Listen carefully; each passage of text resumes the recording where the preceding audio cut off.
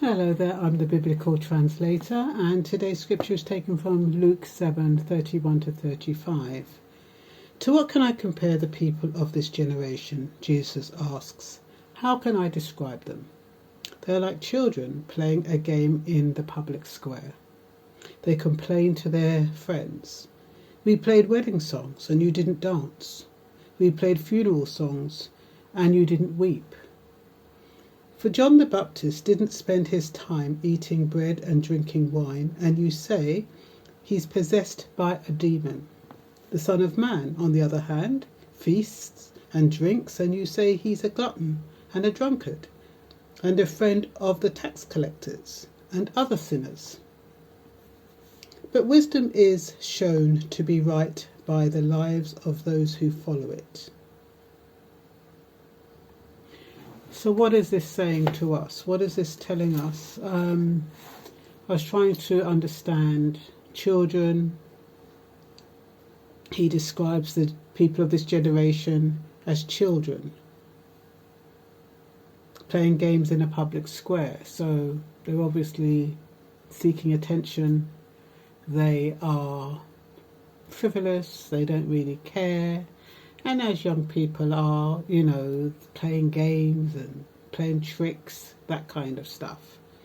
Usually children are immature, they can be demanding, they can be self-entitled, they can expect a lot, and they can seek approval.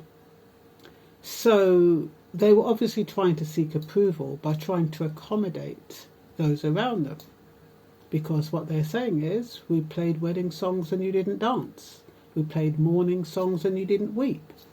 So they thought that their behaviour or their actions would bring a certain result. They'd get a certain result from what they were doing. And it's like people pleasing, isn't it? You're trying to behave in a certain way to get adoration, to get admiration, to get respect. Children don't normally do that, though. Children normally do stuff to provoke, to check reactions. And I think this is what this is about. It's about checking the reactions of people in different sets of circumstances. Will they dance to our tune, basically? So if we play wedding music, will they dance? Will they be happy? Can we make them happy? And if we play sad music, will they be sad? They sometimes call that object referral when a certain set of circumstances affect the way you feel. Some people, if you put them in a place where everything is wonderful, they can feel happy. You take them out of that place and they don't keep that happiness. Instead, if you put them in a different place where they're sad, they take on that sadness. That didn't seem to be happening here, though. It seemed to be that the people were unaffected by what the children were doing, or what the audience was doing, or whoever was, involved in that role.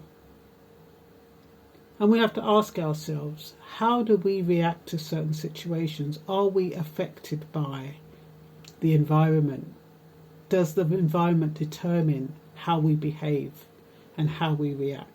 Or are we able to, on our own cognizance or on our own, I don't know if it's choice, the word I'm looking for, but can we be taken out of one environment, placed in another environment, and still not be affected? Or do we allow our environment to affect the way we behave, the way we feel, and the way we act and respond?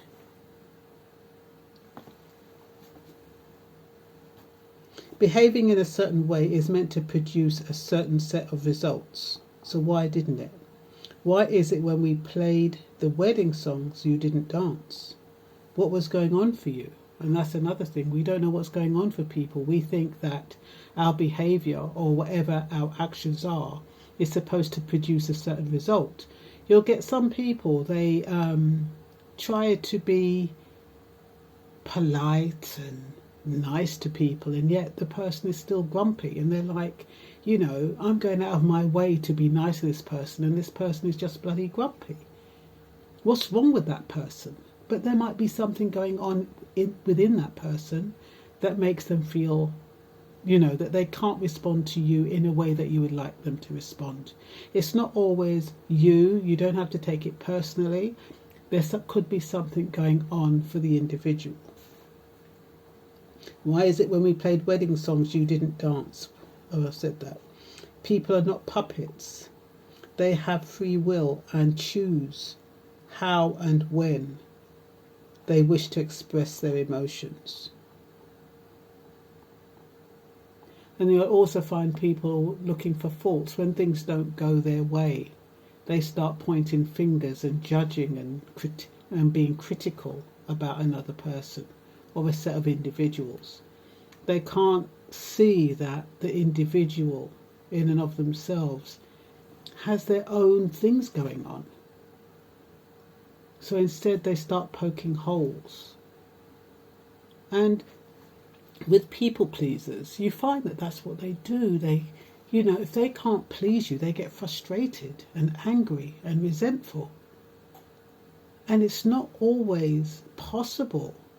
Like I said, people are not puppets. You can't always get them to respond in the way that is suitable for you or in a way that you would like them to respond. It doesn't always work that way. Always remember that people are individuals. They've got their own stuff going on. Anything could be going on. They could have heard some bad news. They could have lost their job. They could be thinking about something that's concerning them. They could have just been diagnosed with an illness.